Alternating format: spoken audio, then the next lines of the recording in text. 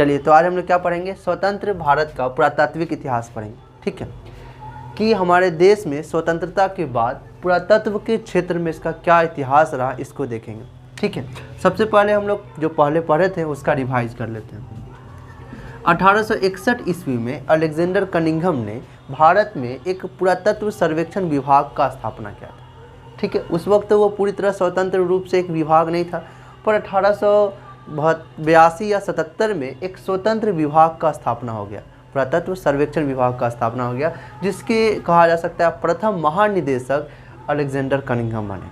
ठीक है, तो एग्जाम में सवाल पूछा भी जा सकता है कि सबसे पहले एग्जाम में ये सवाल पूछा जाएगा कि भारत में पुरातत्व सर्वेक्षण की स्थापना कब हुई, तो 1861 ईस्वी में। ठीक है, किसके द्वारा या किसने किया, तो अलेक्जेंडर कनिंघम ने। किसने किया, अलेक्जेंडर कनिंघम ने। ठीक है, कब, 1861 ईस्वी में अलेक्जेंडर कनिंघम स्थापना किए, है ना, जिस वजह से ये इस संस्था के, भारतीय पुरातत्व सर्वेक्षण विभाग के ये प्रथम महानिदेशक बने। प्रथम महानिदेशक मतलब कह सकते हैं इस पूरे विभाग को कंट्रोल करने वाले कौन बने, तो ये अलेक्जेंडर कनिंघम बने।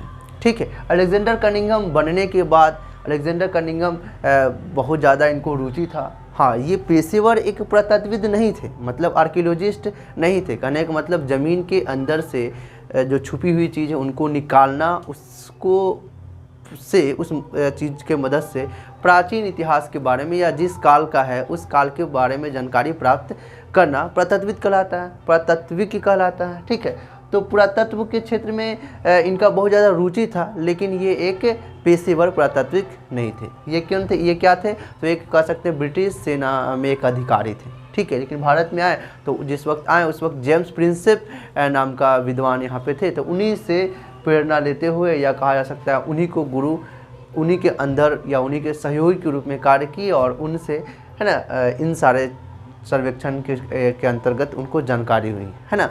अब ये क्या किए कि हेनसांग एक विद्वान है जो चीन के व्यक्ति थे, है ना, वो भारत में आए थे, ये कह सकते हैं हर्षवर्धन के समय में ही आए थे, है ना। तो उस वक्त यहाँ पे जो भी प्राचीन स्थल थे या गौतम बुद्ध के या भगवान बुद्ध के द्वारा बनवाया गया या फिर कहा जा सकता है उसके समय का जो भी प्राचीन स्थल था, ठीक है, बौद्ध धर्म से संबंधित ज़्यादातर जो भी स्थल थे, सारी स्थलों के बारे में अपने पुस्तक सीयूकी में लिखे हुए थे, है ना। तो यही कनिंघम जो है उन्हीं सीयूकी पुस्तक को आधार बनाते हुए उन्हीं पुस्तक की मदद से, है ना, उन सारी प्राचीन स्थलों को खोजें और वहाँ पे उत्खनन करवाएं। ठीक है, जैसे कि तक्षशिला, उसके बाद देखा जाए नालंदा, उसके बाद देखा जाए सारनाथ, सांची, इन सारे स्थलों की, है ना, इन्होंने क्या किए, खोज किए और कुछ स्थलों की ये खुदाई भी की। ठीक है, तो ये कनिंघम के बारे में हम लोग जान गए। ठीक है, तो अब कनिंघम ने स्थापना की, है ना। फिर उसके बाद क्या हुआ, HD संकालिया ने देश आज़ाद होने के बाद ही कहा जा सकता है, उसने क्या किया कि इस भारत के पुरातत्व के इतिहास को, है ना, पुरातत्व संबंधी जो इतिहास था इनको हम लोग को पढ़ने में आसानी हो, है ना, इस वजह से इन्होंने 3 भागों में बांट दिया है। भारतीय पुरातत्व के इतिहास को या भारतीय पुरातत्व के पढ़ने के लिए इनको 3 कालखंडों में या 3 युग में बांट दिया गया है। तो सबसे पहले कौन थे, अलेक्जेंडर कनिंघम थे, और ये बहुत ही महत्वपूर्ण अपने कार्यकाल के दौरान कार्य किए, है ना, जिस वजह से HD संकालिया महोदय ने इन एक काल बांटे, क्या बोले कि 1861 से लेके कब तक, 1902 तक के बीच का जो कालखंड होगा वो कनिंघम युग के नाम से जाना जाएगा, क्योंकि इस काल के दौरान, इस काल में, है ना, सबसे महत्वपूर्ण जो कार्य किए हैं अलेक्जेंडर कनिंघम किए हैं, जिस वजह से इतना से इतना काल तक के बीच के कालखंड को, है ना, अलेक्जेंडर कनिंघम युग के नाम से जाना जाता है। फिर इसके बाद क्या हुआ कि 1902 से लेके 1944 तक के बीच में, है ना, सर जॉन मार्शल आए, जिन्होंने बहुत ही महत्वपूर्ण कार्य किया, हड़प्पा सभ्यता का, है ना, हम लोगों के सामने ये लाए। मतलब हमारे जो भारत का जो प्राचीन इतिहास सबसे पहले वैदिक सभ्यता को माना जाता था, लेकिन मार्शल के वजह से ही हम लोग जाने कि नहीं, हमारा जो इतिहास, प्राचीन इतिहास है, वैदिक सभ्यता नहीं है, इससे भी पुराना हमारा इतिहास है, जो क्या है, हड़प्पा सभ्यता है ना, जो एक शहरी सभ्यता थी, पूरे दुनिया में सबसे प्रथम शहरी सभ्यता थी। ठीक है, तो हम लोगों को इसके बारे में जानकारी किसके वजह से हुई, या किसके कहा जा सकता है, किसने हम लोग को जानकारी दी, है ना, तो ये जॉन मार्शल, जो तीसरे महानिदेशक के रूप में आए। कि कितने नंबर पे ये महानिदेशक थे, एग्जाम में सवाल पूछा जा सकता है कि जॉन मार्शल भारत के भारतीय पुरातत्व सर्वेक्षण विभाग के कितने महानिदेशक थे, है ना, कितने नंबर पे महानिदेशक थे, तो ये तीसरे महानिदेशक थे। अलेक्जेंडर कनिंघम, जेम्स बर्गेस, फिर उसके बाद ये सर जॉन मार्शल आए थे। ठीक है, इन्होंने भी बहुत महत्वपूर्ण कार्य किया, इसके बारे में भी हम लोग पढ़ चुके हैं। अलेक्जेंडर कनिंघम के बारे में भी हम लोग पढ़ चुके हैं। मतलब सिंपल सा कहा जा सके 1861 से लेकर 1902 के बीच के पूरे इतिहास को हम लोग देख लिए हैं। फिर इसके बाद 1902 से लेकर 1944 के बीच में हम लोग देख लिए, है ना। अब 1944 के बाद आज हम लोग देख रहे हैं 1944 के बाद का इतिहास देख रहे हैं।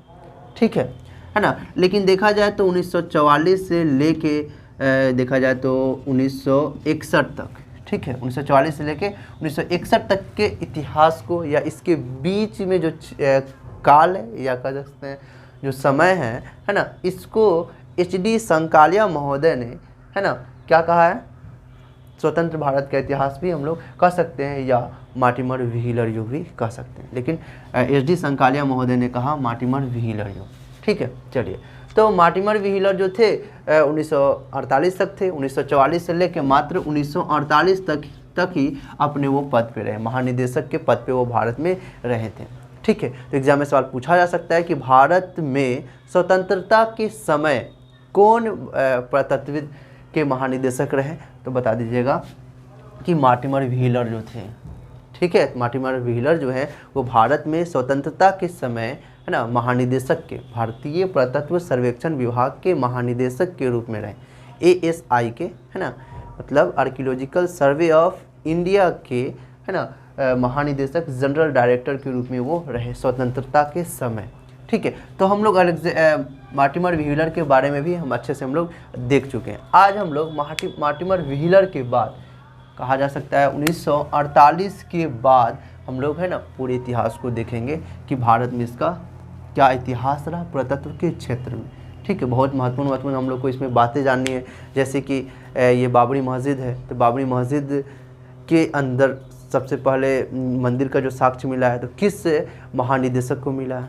ठीक है, और ये बहुत महत्वपूर्ण बातों को हम लोग जानेंगे इसके अंतर्गत। ठीक है, चलिए, तो देख लीजिए कि 1944 से 1948 तक मार्टिमर व्हीलर अपने पद पे, वो महानिदेशक के पद पे रहे। इनका बहुत ज़्यादा योगदान रहा है भारतीय पुरातत्व के क्षेत्र में। ठीक है, इसको हम लोग पहले देख चुके हैं, तो आप प्लेलिस्ट में चेक कर लीजिएगा। ठीक है, चलिए, अब मार्टिमर व्हीलर के बाद निरंजन प्रसाद चक्रवर्ती, है ना, NP चक्रवर्ती एक भारतीय पुरातत्वविद थे। कब से कब तक रहे, तो ये 1900 देखा जाए तो ये कब से कब तक, तो 1948 से लेकर 1950 तक अपने पद पर रहे। 1948 से लेकर 1944 तक भारतीय पुरातत्व सर्वेक्षण के महानिदेशक के रूप में ये कार्य किए थे। कौन है ये, याद कर लीजिएगा, NP चक्रवर्ती। एग्जाम में सवाल पूछा जा सकता है, पर ये सब एग्जाम में उतना ज़्यादा NP चक्रवर्ती के बारे में ज़्यादा नहीं पूछा जाए, क्योंकि इनका बहुत ज़्यादा योगदान, है ना, इस क्षेत्र में नहीं रहा है। ठीक है, मतलब अपना जो ये पद पे थे, महानिदेशक के पद पे रहे थे, है ना, तो अपने कार्यकाल के दौरान बहुत ही महत्वपूर्ण ये कार्य नहीं कर पाए थे, जिस वजह से यहाँ से सवाल नहीं बनेगा, नहीं ज़्यादा बनता है। ठीक है, चलिए, तो क्या है कि NP चक्रवर्ती, हाँ, एग्जाम में एक सवाल बनता है कि मार्टिमर व्हीलर के बाद महानिदेशक के रूप में कौन सामने आए, तो बता दीजिएगा NP चक्रवर्ती। ठीक है, मतलब निरंजन प्रसाद चक्रवर्ती। चलिए, उसके बाद क्या हुआ, ये कहाँ के थे, तो ये बंगाल के थे। इनके जन्म के बारे में भी एग्जाम में नहीं सवाल पूछा जाएगा, लेकिन जान लीजिए कि ये 1 जुलाई 1893 में इनका जन्म हुआ और 19 अक्टूबर 1956 में इनकी मृत्यु हो गई। 1926 में यूनाइटेड किंगडम का एक कैम्ब्रिज विश्वविद्यालय है, वहाँ से इनको डॉक्टरेट की उपाधि से सम्मानित किया गया था। ठीक है, चलिए, अब हम लोग इसके बाद NP चक्रवर्ती जो मार्टिमर व्हीलर के बाद महानिदेशक बने थे, है ना, तो NP चक्रवर्ती अपने कार्यकाल के दौरान बहुत महत्वपूर्ण कार्य नहीं किए ना। चलिए, इसके बाद एनपी चक्रवर्ती के बाद 1950 से लेके 1953 तक भारतीय पुरातत्व सर्वेक्षण के महानिदेशक के रूप में माधव स्वरूप वत्स रहे। ठीक, MS वत्स रहे। कौन रहे? MS वत्स, मतलब माधव स्वरूप वत्स। एग्जाम में सवाल पूछा जा सकता है। ठीक है, इन्होंने क्या कार्य किए? तो ये हड़प्पा और मोहनजोदड़ो जो पुरा स्थल है इनकी इन्होंने खुदाई की। खुदाई में ये क्या किए कि एक सपोर्ट किए। ठीक है, चलिए अब पहले बता चुके हैं कि जो हड़प्पा स्थल है या मोहनजोदड़ो जो स्थल है, इनको कोई एक पुरातत्वविद ने नहीं उत्खनन किया, बहुत सारे पुरातत्वविदों ने मिल के, है ना, इस पूरा प्राचीन जो स्थल है हड़प्पा और मोहनजोदड़ो, इनका उत्खनन किया। ठीक है, हाँ, लेकिन मेनली में अगर नाम दिया जाए तो राय बहादुर दयाराम साहनी को दिया जाता है हड़प्पा सभ्यता के रूप में। ठीक है, और मोहनजोदड़ो को, है ना, दयाराम साहनी के रूप में दिया जाता है। ठीक है, ब्रजवासी लाल के रूप में दिया जाता है, और राय बहादुर दयाराम साहनी के रूप में हड़प्पा स्थल को, और मोहनजोदड़ो के रूप में ब्रजवासी लाल को दिया जाता है। ठीक है, हाँ, लेकिन हड़प्पा और मोहनजोदड़ो जो है इसकी भी उत्खनन के रूप में, है ना, माधव स्वरूप वत्स भी सहयोग किए थे। मोहनजोदड़ो की निगरानी भी किए थे 1924 में।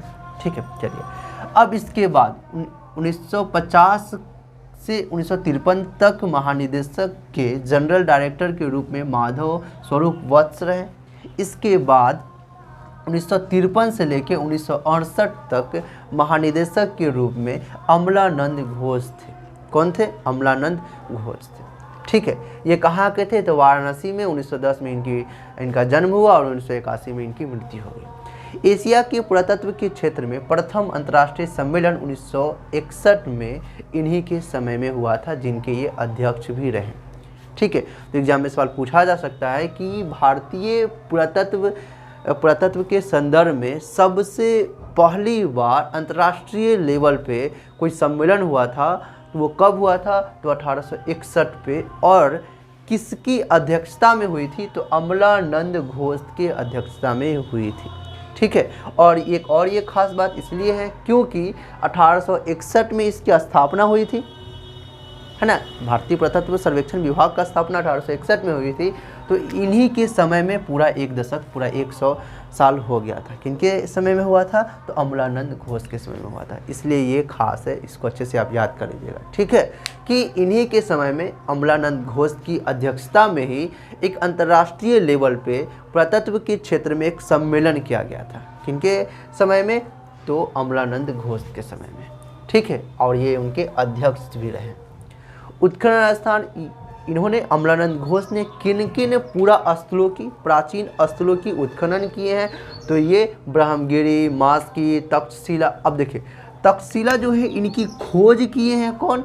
अलेक्जेंडर कनिंघम ने। ठीक है, लेकिन इसके उत्खनन कौन किए? तो सबसे पहले देखा जाए तो सर्जन मार्शल किए, है ना, उसके बाद मार्टिमर व्हीलर भी किए, फिर उसके बाद अमलानंद घोष ने किए, सारे लोग किए हैं, है ना, थोड़ा किए हैं, है ना। चलिए, अरिका मेडू, बीकानेर, इन सारे स्थलों की अमलानंद घोष ने उत्खनन किए, खुदाई करवाए। ठीक है, इनके बुक के बारे में एग्जाम में सवाल पूछा जा सकता है। ए गाइड टू नालंदा या the city in early historical India नामक पुस्तक के लेखक कौन है? तो बता दीजिएगा, अमलानंद घोष थे। ठीक है, अपने कार्यकाल के बाद कतर, बहरीन, सऊदी अरब, यमन की सरकारों के लिए पुरातत्व पर यूनेस्को के सलाहकार के रूप में ये कार्य किए थे। ठीक है, अब ये यूनेस्को है क्या? ये यूनेस्को ये है क्या है? तो एक UN, मतलब एक अंतर्राष्ट्रीय क्या है? एक संगठन है। ये क्या है? अंतर्राष्ट्रीय एक संगठन है। UN एक अंतर्राष्ट्रीय संगठन है जिसमें देखा जाए तो 193 देश उसमें शामिल हैं। ठीक है, तो उसी के अंतर्गत एक विभाग है या एक कहा जा सकता है एजेंसी है जिसका नाम है यूनेस्को। क्या नाम है? यूनेस्को। UN के अंतर्गत यूनेस्को है। ये यूनेस्को क्या करता है? तो अंतर्राष्ट्रीय लेवल पे पूरे देश कह सकते हैं, पूरा देश भर में, है ना, ये शैक्षिक, वैज्ञानिक और सांस्कृतिक को बढ़ावा देने का काम करता है। ठीक है, चलिए, तो ये क्या UN के अंतर्गत है। UN का अगर मुख्यालय पूछा जाए तो न्यूयॉर्क शहर में। ठीक है, एग्जाम में सवाल पूछा जा सकता है कि UN का, अंतर्राष्ट्रीय संगठन का मुख्यालय कहाँ है? तो बता दीजिएगा कि न्यूयॉर्क शहर में। और ये UN जो है पूरे विश्व का सबसे बड़ा एक संगठन है और सबसे परिचित है, सबसे ये ज़्यादा फेमस ये एक संगठन है। ठीक है, इसमें टोटल 193 देश शामिल है। समझ में आ गई होगी। ठीक है, उसी के अंतर्गत एक विशेष क्या कहा जा सकता है, एक खास एजेंसी है ना, उसका नाम है यूनेस्को। इसका फुल फॉर्म क्या होगा? The United Nation educational scientific and cultural organisation. संयुक्त राष्ट्र शैक्षिक, वैज्ञानिक और सांस्कृतिक एक संगठन है। ठीक है, चलिए इसकी स्थापना देखा जाए तो 1945 में हुई थी, यूएन की स्थापना। ठीक है, उसी के अंतर्गत एक ये है। ठीक है, चलिए इनका मुख्य कार्य क्या है? तो ये जो प्राचीन जो हमारा सांस्कृतिक है या वैज्ञानिक है या शैक्षिक स्तर है, इन सबको बढ़ावा देना है। ठीक है, और यूएन जो है उसका देखा जाए उद्देश्य क्या होता है, तो ये क्या होता है कि सभी देशों में है ना दोस्ताना मतलब एक सबको एक कहा जा सकता है, एक मिला के रखे, है कि नहीं, सबको क्या करे, सबको शांतिमय रखे, युद्धों से बचाएं, है ना, शांति और युद्धों से बचाएं, सब में दोस्ताना देखा जाए तो एक गंढन में सबको बांटे, है ना, यूएन का काम होता है। चलिए तो इन सारी बातों को हम लोग जाने। अब हम लोग देखेंगे, है ना, 1968 से लेके 1972 तक बीबी लाल ब्रजवासी लाल अपने पद पे रहे, महानिदेशक के पद पे रहे, भारतीय पुरातत्व महानिदेशक के पद पे रहे, जिन्होंने बहुत ही महत्वपूर्ण कार्य अपने कार्यकाल के दौरान किया है। ठीक है, तो इनके बारे में भी हम लोग अच्छे से जानेंगे। ठीक है, पहले इसको आप लोग नोट कीजिए। ठीक है, चलिए 1968 के बाद 1972 तक अपने पद पे, महानिदेशक के पद पे कौन रहे? बीबी लाल या ब्रजवासी लाल रहे। तो इसको नोट कीजिए, फिर इसके बाद हम लोग ब्रजवासी लाल के बारे में अच्छे से जानेंगे। चलिए तो अब हम लोग अमलानंद घोष के बाद, है ना, बीबी लाल मतलब ब्रजवासी लाल के बारे में जान लेते हैं। ठीक है, ये ब्रजवासी लाल का जन्म हुआ है 2 मई 1921 में। कहाँ पे? झांसी, जो उत्तर प्रदेश में है। ठीक है, तो यहाँ से एक सवाल ही बन सकता है कि झांसी किस राज्य में है? तो बता दीजिएगा उत्तर प्रदेश में। ठीक है, फिर इसके बाद ये महानिदेशक के पद पर कितना से कितना दिन तक रहे? तो 1968 से लेकर 1972 तक ये पद पर रहे। ठीक है, भारतीय पुरातत्व सर्वेक्षण विभाग के, है ना, महानिदेशक के रूप में 1968 से लेकर 1972 तक ये रहे थे। ठीक है, तक्षशिला हड़प्पा के उत्खनन शिविर में भी भाग ये लिए थे। शिविर मतलब एक टेंट लगता था जिसमें उन लोगों को, सब लोगों को प्रशिक्षण भी दिया जाता था, है ना। चलिए तो उसमें ये भाग लिए थे। और इनके जो ये जो बीबी लाल जो थे, मार्टिमर व्हीलर से शिक्षा प्राप्त किए थे, या कहा जा सकता है कि मार्टिमर व्हीलर से ये प्रभावित थे, है ना, उन्हीं से ये शिक्षा प्राप्त किए थे।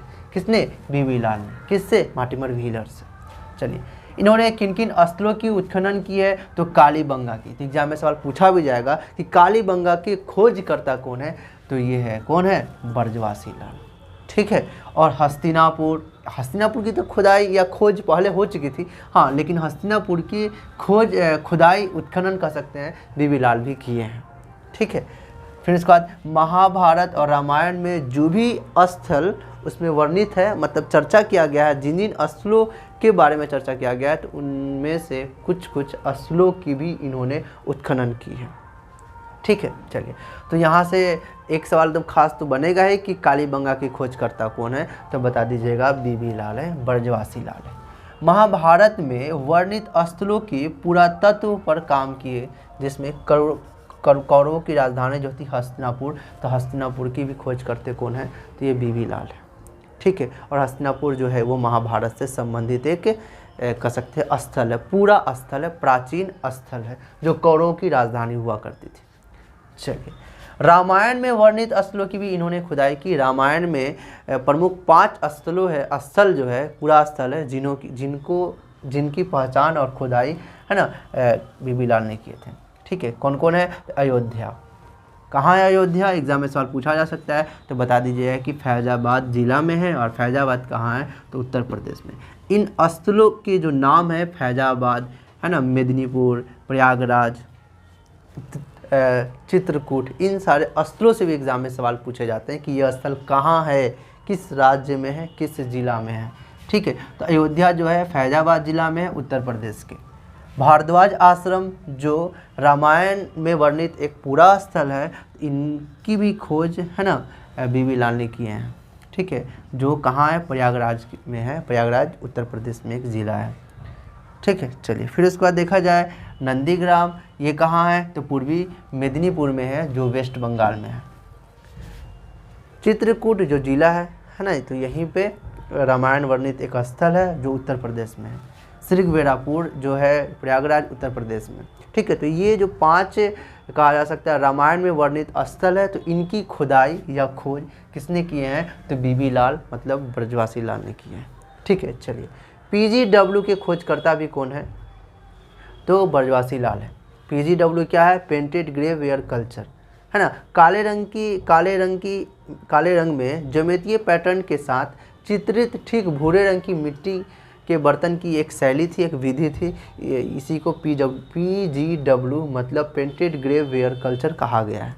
ठीक है, इससे क्या होता है, इससे उस काल का, जिस काल का है उस काल के बारे में जानकारी प्राप्त होती है कि वे लोग विज्ञान में भी आगे थे। मतलब मिट्टी के बर्तन पे खुद के डिज़ाइन बनाना, कला के बारे में, वहाँ के अगर उस मिट्टी का बर्तन में पेंट किए हुए हैं तो पता चला कि वे लोग पेंट अलग अलग रंगों से भी वे लोग वाकिफ़ थे। फिर दूसरी बात, वहाँ उस बर्तन पे वहाँ का चित्र बनाएंगे जानवर उनवर का, तो पता चला कि हाँ वहाँ का ये क्या है, ये पालतू जानवर है कि नहीं। फिर वहाँ के लोगों के बारे में भी चित्र बनाएगा, है। तो इन सारे चीज़ों की मदद से वहाँ के प्राचीन काल के बारे में जानकारी होती है। ठीक है, चलिए तो कहा जा सकता है कि PGW painted grey ware culture की खोज किसने की है, तो खोजकर्ता जो है वो बीबी लाल है। ये क्या होता है, तो काले रंग का कहा जा सकता है कि काले रंग में मतलब काले रंग से, है ना, भूरे रंग की एक मिट्टी का बर्तन होता है, उस पर काले रंग से कुछ डिज़ाइन बनाना, है ना, ज्यामितीय पैटर्न बनाना, ज्यामितीय मतलब वही मैथ का, है ना, पैटर्न बनाना, है ना, चित्र बनाना, इन सारे को बोला जाता है PGW। ठीक है, पेंटेड ग्रे वेयर कल्चर। इन सारे साइटों की खोज की, मतलब जहाँ से मतलब PGW जो मिला है ना, तो उन जगहों की पहचान भी हम लोगों को करवाए। जैसे कि देखा जाए तो हस्तिनापुर से मिला है, मथुरा से मिला है। अब एग्जाम में सवाल पूछा जा सकता है कि हस्तिनापुर कहाँ है, तो हरियाणा में। मथुरा कहाँ है, उत्तर प्रदेश में। हरिचंद्र कहाँ है, पानीपत कहाँ है, रंगपुर कहाँ है, भगवानपुरा कहाँ है, कौशाम्बी कहाँ है। ये सारे एग्जाम में सवाल पूछे जाते हैं। ठीक है, इन स्थलों को भी आप लोग को याद करना होगा अच्छे से कि ये कहाँ पे है, क्योंकि फेमस स्थल है ना, क्योंकि यहाँ से पूरा स्थलों मतलब प्राचीन स्थलों के बारे में जानकारी मिली है। प्राचीन कह सकते हैं कि प्राचीन समाज के बारे में या प्राचीन काल के बारे में जानकारी मिली है इन सारे स्थलों से। वहाँ के, अब जाहिर सी बात है, PGW मिला, मतलब कहा जा सकता है पेंटेड ग्रे वेयर कल्चर करने का मतलब कि एक मिट्टी का बर्तन मिला है, ठीक है, जिसमें ज्यामितीय पैटर्न बनाया गया है, कुछ इसमें लिखा गया है, वहाँ का चित्र बनाया गया है, वहाँ के बस्ती के बारे में, शहर के बारे में, वहाँ के पालतू जानवर के बारे में, वहाँ के फसल के बारे में, इन सारी चीज़ों के बारे में जानकारी मिलती है। तो हम लोगों को उस चित्र के वजह से प्राचीन काल के बारे में जानकारी हुई ना। ठीक है, इसलिए ये सब खास स्थल है। ठीक है, 1975 से 1980 में अयोध्या विवाद में बाबरी मस्जिद के नीचे मंदिर होने का दावा करने वाले प्रथम पुरातत्वविद थे।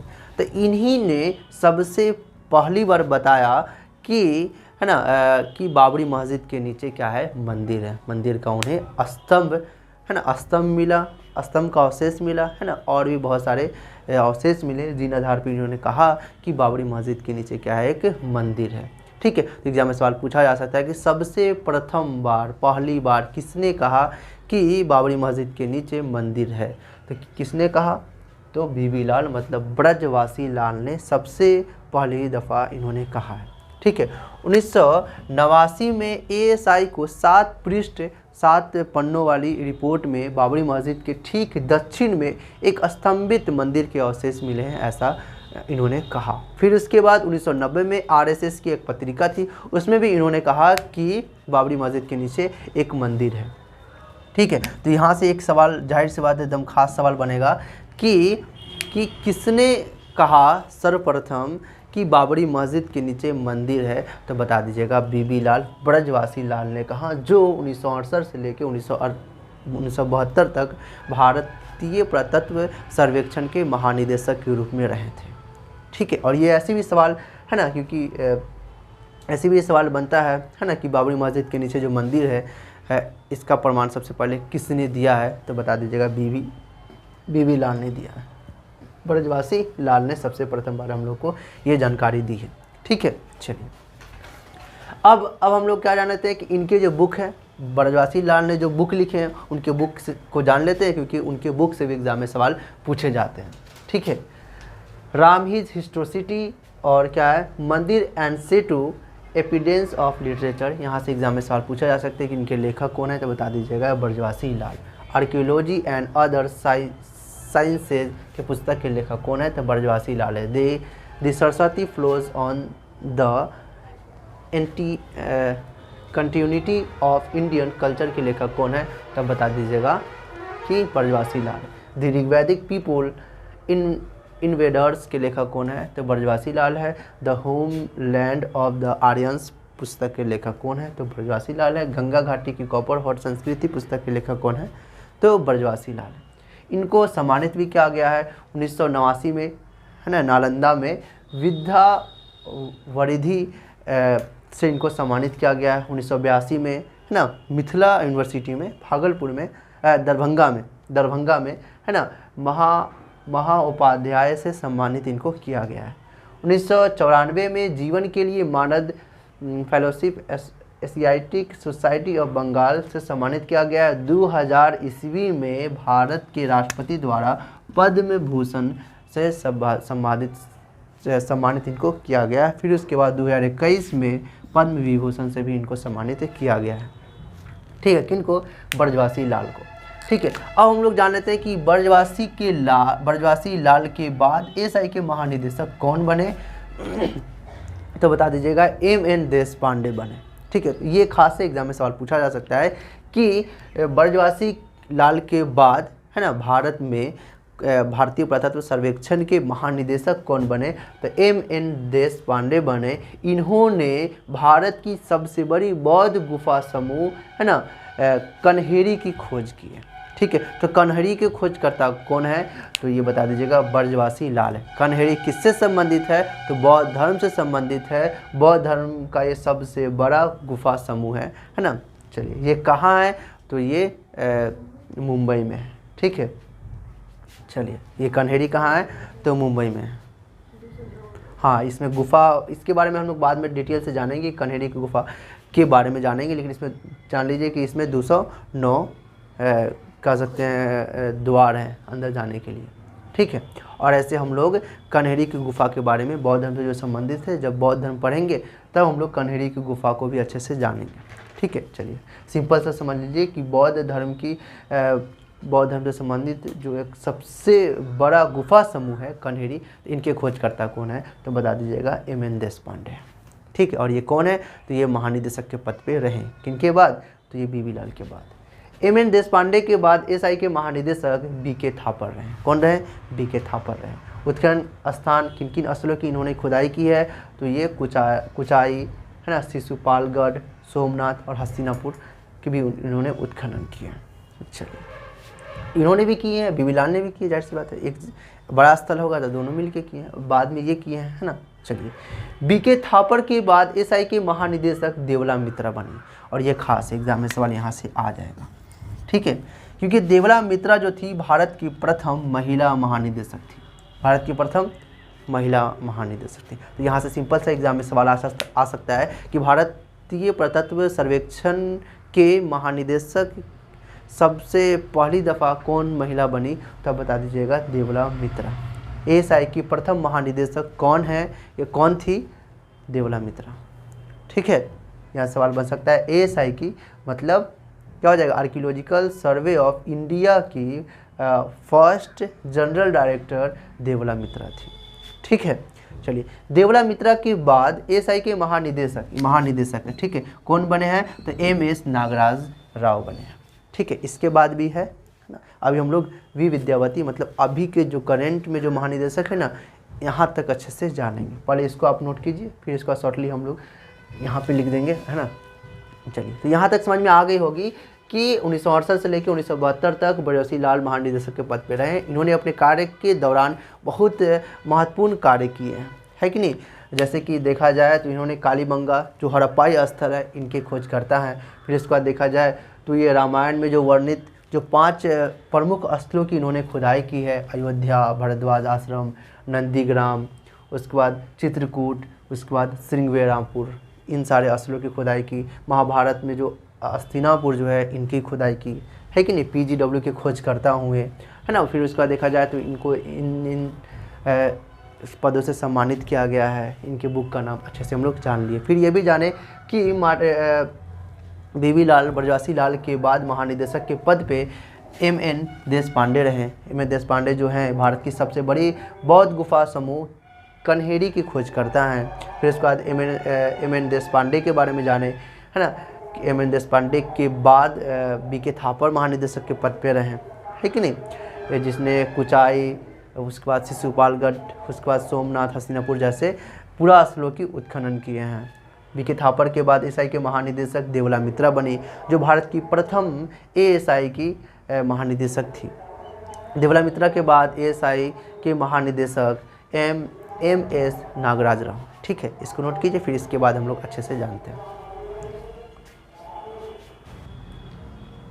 चलिए, तो अब हम लोग देख लेते हैं देवला मित्रा के बाद ASI के महानिदेशक कौन बने, MS नागराज राव बने। इन्होंने अपने कार्यकाल के दौरान बहुत महत्वपूर्ण कार्य नहीं किए हैं, ना, जिनकी वजह से इनके हम कामों को नहीं जान रहे हैं। चलिए, अब इनके बाद MS नागराज राव के बाद ASI के महानिदेशक जगपति जोशी बने। कौन बने, जगपति जोशी। अब जगपति जोशी है, जिनको JP जोशी भी कहा जा सकता है। ठीक है, इन्होंने सुरकोटरा, भगवानपुरा और धौलावीरा पूरा स्थलों के उत्खनन किए हैं। ठीक है, जिसमें से सुरकोटरा और भगवानपुरा, इन 2 स्थल, ये जो 2 स्थल है हड़प्पाई स्थल है, सिंधु सभ्यता का स्थल है ना। तो इन 2 स्थल के ये खोज करता है। ठीक है, तो एग्जाम में सवाल पूछा जा सकता है कि सुरकोटरा और भगवानपुरा स्थल के खोजकर्ता कौन है। सुरकोटरा स्थल जो हड़प्पाई स्थल है, इनके खोजकर्ता कौन है, तो बता दीजिएगा जगपति जोशी, मतलब JP जोशी। फिर भगवानपुरा पूरा स्थल के खोजकर्ता कौन है, तो बता दीजिएगा जगपति जोशी। और ये धौलावीरा की भी उत्खनन किए हैं, लेकिन इनके खोजकर्ता जो है रविंद्र सिंह बिष्ट है। कौन है, रविंद्र सिंह बिष्ट है। तो एग्जाम में सवाल पूछा जा सकता है। यहाँ इन तीनों से 3 सवाल बनेगा खास कि सुरकोटरा की खोजकर्ता कौन है, भगवानपुरा के खोजकर्ता कौन है, धौलावीरा के खोजकर्ता कौन है। तो बता दीजिएगा कि सुरकोटरा और भगवानपुरा जो हड़प्पाई स्थल है, इनके खोजकर्ता जगपति जोशी है, और धौलावीरा के खोजकर्ता जो है रविंद्र सिंह बिष्ट। ठीक है, और ये जो तीनों स्थल देखा जाए तो इनके भी उत्खननकर्ता कौन है, तो जगपति जोशी है। ठीक है, अब एग्जाम में सवाल पूछा जा सकता है कि सुरकोटरा कहाँ है, भगवानपुरा कहाँ है, धौलावीरा कहाँ है। तो बता दीजिएगा कि सुरकोटरा गुजरात के कच्छ में है, भगवानपुरा हरियाणा के कुरुक्षेत्र में है, और धौलावीरा भी गुजरात के कच्छ में है। ठीक है, तो यहाँ से एग्जाम में सवाल इनकी जगह से, लोकेशन से भी पूछा जा सकता है, और इनके खोजकर्ता से भी एग्जाम में। हाँ, गुजरात के भरूच में है, गुजरात के भरूच में है, और ये गुजरात के कच्छ में है, और ये हरियाणा के, जो भारत की राजधानी है, भारत में एक राज्य हरियाणा, तो हरियाणा के कुरुक्षेत्र में है। ठीक है, चलिए, तो यहाँ से एग्जाम में सवाल पूछे जा सकते हैं कि इनके खोजकर्ता कौन है, किस कहा जा सकता है, किस सभ्यता से या किस, हाँ, सभ्यता से ये संबंधित है, या किससे संबंधित है। तो बता दीजिएगा ये हड़प्पाई स्थल से संबंधित एक हड़प्पाई स्थल है। ठीक है, इसके खोजकर्ता ये हो गए, इनकी लोकेशन ये हो गई। चलिए, JP जोशी के बाद ASI के महानिदेशक MC जोशी बने। कौन बने हैं, MC जोशी। बाबरी मस्जिद ध्वस्त करते समय ASI के महानिदेशक MC जोशी रहे। जब बाबरी मस्जिद के नीचे मंदिर था, इनके बारे में ब्रजवासी लाल ने बताया। ठीक है, अब जब बाबरी मस्जिद का ध्वस्त हो रहा था, तो उस समय, है ना, महानिदेशक ASI के महानिदेशक कौन थे, तो वो MC जोशी रहे थे। ठीक है, MC जोशी थे। इसी घटना के बाद इन्होंने, MC जोशी ने इस पद को इस्तीफा दे दिया था। महानिदेशक ASI के महानिदेशक के पद को इन्होंने त्याग दिया था। ठीक है, चलिए, अब इसके बाद राकेश तिवारी हैं, जिन्होंने लोहरा देव, है ना, जो एक कहा जा सकता है कि ये पाषाणकालिक स्थल है ना, यहाँ से गेहूँ का साक्ष्य मिला है ना, मतलब 8000 ईसा पूर्व, जो मेहरगढ़ से पुरानी पूरा स्थल है या कह सकते हैं पाषाण काल के स्थल है। ठीक है, ऐसे इसके बारे में हम लोग अच्छे से डिटेल में पढ़ चुके हैं जब हम लोग पाषाण काल को पढ़े थे। ठीक है, और राजा नल की टीला और मल्हार ऐसे पुरास्थलों की खोज करता राकेश तिवारी है। एएसआई के प्रथम IAS महानिदेशक अचला मौलिक बने थे। ठीक है, अब इसके बाद क्या हुआ कि अब कोई भी जो महानिदेशक बनते थे वो IAS ही महानिदेशक के पद पे नियुक्त होते थे। ASI के महानिदेशक के पद पे IAS जो होते थे वही नियुक्त होते थे। ठीक है, तो सबसे प्रथम बार कौन हुए? तो अचला मौलिक। ठीक है, तो एग्जाम में यहाँ से खास है, सवाल बनेगा ही, हर हाल में यहाँ से सवाल बनेगा कि ASI की प्रथम IAS महानिदेशक अचला मौलिक है। ठीक है, और फिर यहाँ से एक और सवाल बनेगा कि वर्तमान में ASI की महानिदेशक कौन है? तो V विद्यावती। कौन है? V विद्यावती। ठीक है, तो ये आज हम लोगों का पूरा कंप्लीट हो गया। क्या? तो ये भारत का पुरातात्विक जो इतिहास था पूरा कंप्लीट हो गया। आज हम लोग मेनली क्या पढ़े हैं? तो स्वतंत्रता के बाद है ना भारत का पुरातात्विक क्या इतिहास रहा है इसको हम लोग देखे हैं। और इससे पहले 2-3 वीडियो के माध्यम से हम लोगों ने पूरे इतिहास, सबसे पहले कनिंघम युग, फिर उसके बाद मार्शल युग, फिर उसके बाद व्हीलर युग को देखें, और आज हम लोग स्वतंत्र भारत का पुरातात्विक इतिहास क्या रहा इसको देखें। चलिए, वीडियो में काफ़ी देर मतलब है ना, काफ़ी दिनों के बाद वीडियो अपलोड हो रही है ना, क्योंकि बोर्ड वोर्ड ये सब लग रहा था जिसकी वजह से देरी हो गई थी। ठीक है, तो आज से हम लोग कंटिन्यू पढ़ेंगे, 3 बजे ही वीडियो अपलोड की जाएगी, है ना। चलिए, तो उम्मीद करते हैं सारा अच्छा लगा होगा, है ना। हमसे डीप में पढ़ने के लिए एकदम गहराई से अच्छे से, है ना, कर सकते हैं। नोट्स के साथ बढ़िया से अच्छा से पढ़ने के लिए हमारे चैनल को सब्सक्राइब करके हमसे जुड़ सकते हैं, और बेल बजा दीजिएगा ताकि हम जब भी वीडियो अपलोड करें आपको उसी वक्त मिल जाए, है ना। चलिए, इसी तरह है ना हमसे जुड़े रहें और सब्सक्राइब भी कर दें ताकि मिस ना हो कोई वीडियो। इसको नोट कीजिए। फिर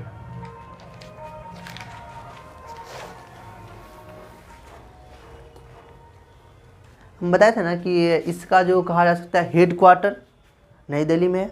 भारतीय पुरातत्व सर्वेक्षण का हेड क्वार्टर नई दिल्ली में। ठीक है, हाँ, वो दूसरा था। देखिए, 3 सवाल यहाँ से बनेगा, 3 सवाल बनेगा। राष्ट्रीय संग्रहालय कहाँ है? तो नई दिल्ली में। ठीक है, राष्ट्रीय मानव संग्रहालय कहाँ है? तो भोपाल में। मध्य प्रदेश की राजधानी जो भोपाल है ना, तो भोपाल में। ठीक है, और राष्ट्रीय मानव संग्रहालय का नाम बदलकर अब कर दिया गया है इंदिरा गांधी राष्ट्रीय मानव संग्रहालय। ठीक है, तो इंदिरा गांधी राष्ट्रीय मानव संग्रहालय भोपाल में है। ठीक है, और राष्ट्रीय संग्रहालय अगर देखा जाए तो नई दिल्ली में। ठीक है, और इसका हेड क्वार्टर कहाँ है? भारतीय पुरातत्व सर्वेक्षण का हेड क्वार्टर कहाँ है? तो नई दिल्ली। 3 यहाँ से सवाल बन जाता है। ठीक है,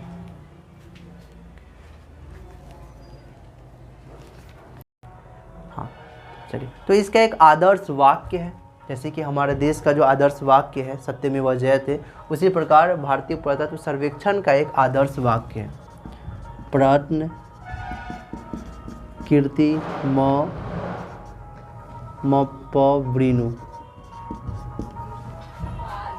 पावृणु। ठीक है, पावृणु, ये आदर्श वाक्य। प्रत्न का मतलब होता है प्राचीन, प्राचीन का मतलब लिख सकते हैं ना, पुराना।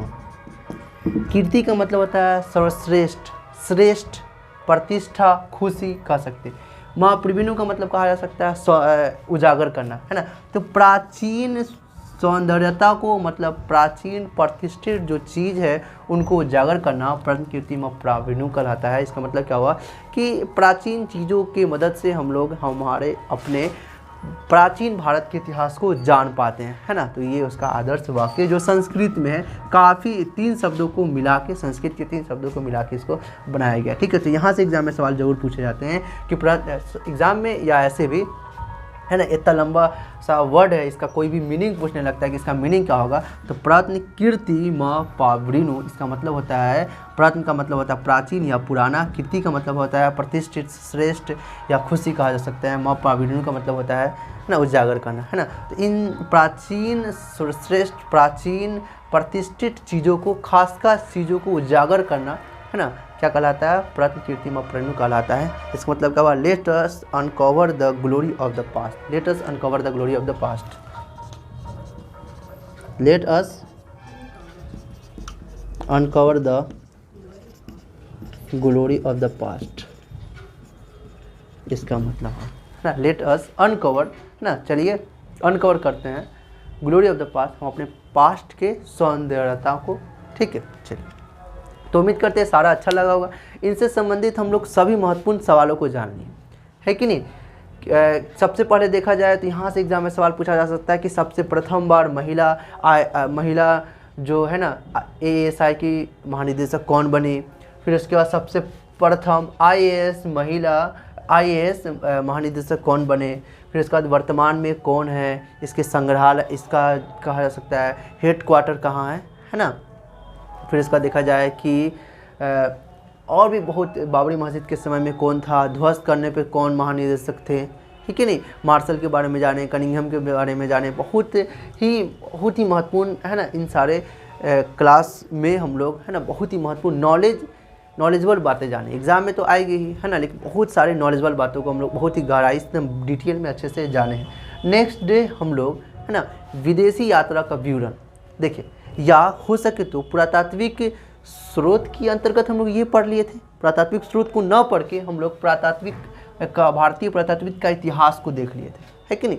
ऐसे हम लोग हो सके तो नेक्स्ट डे क्या पढ़ेंगे, तो हो सके तो अभिलेख के बारे में देख लेंगे, क्योंकि अभिलेख पुरातात्विक स्रोत है, अभी हम लोग स्रोत ही पढ़ रहे हैं, है ना। जैसे कि धार्मिक स्रोत पढ़े, गैर धार्मिक स्रोत पढ़े, तीसरा क्या था, पुरातात्विक स्रोत था। पुरातात्विक स्रोत के अंतर्गत हम लोग भारतीय पुरातात्विक का इतिहास को देख लिए, है कि नहीं। मेनली अगर स्रोत में देखा जाए तो अभिलेख को पढ़ लेंगे। फिर अभिलेख के अंदर देखा जाए, अभिलेख के बाद अगर देखा जाए तो शिलालेख हो जाए, स्तंभ लेख, गुफा लेख, है ना, इन सारी बातों को देखेंगे। फिर सिक्का को देखेंगे, है ना। और नहीं तो इन सारी बातों को हम लोग जब वंशज के बारे में पढ़ेंगे तो वंशज का जो राजा होंगे, राजा के वक्त बता देंगे कि ये राजा अशोक थे, इनका ये अभिलेख था या इनका ये सिक्का था, उसी वक्त देख लेंगे, है ना। या हो सके तो नेक्स्ट डे देख लेंगे, ठीक है।